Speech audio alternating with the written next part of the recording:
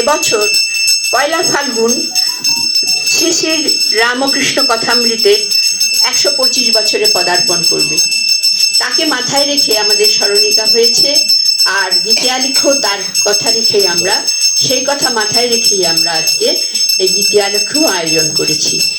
আমাদের স্মরণিকা সপ্তদশ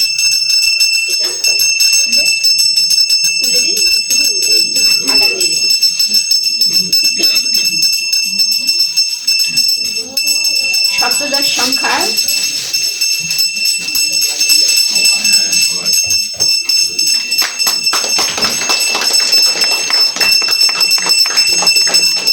মাতৃআশীষ প্রকাশ হলো সপ্তদশ সংখ্যা। আপনি একবার বলে দিন মাতৃআশীষ বলুন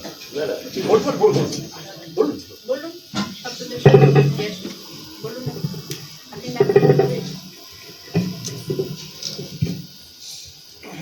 22 বছরের যে সংস্থা, তার এটা 17তম একটা পত্রিকার প্রকাশ হচ্ছে।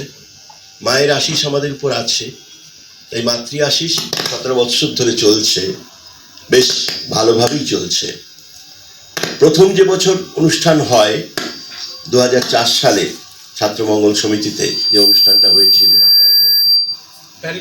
প্যারিমোহনে, এবং তারপর সেই বড় করে অনুষ্ঠান হলো ছাত্রমঙ্গলে। তারপর থেকেই সবাই মিলে একটা পরিকল্পনা করেছিলেন এই মাতৃ আশিস প্রকাশে।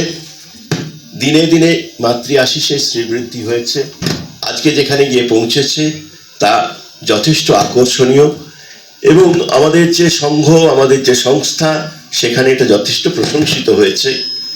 মহারাজরা লিখেছেন, মাতাজিরা লিখেছেন, এবং আমাদের এখানে বহু গুণী সদস্য তারাও লিখেছেন, যথাসাধ্য তারা চেষ্টা করেছেন। সেটা এবার আনুষ্ঠানিকভাবে এটা প্রকাশিত হয়েছে, বলরামবাবু সেটা প্রকাশ করেছেন, আমি সেটা দিদির হাতে তুলে দিচ্ছি।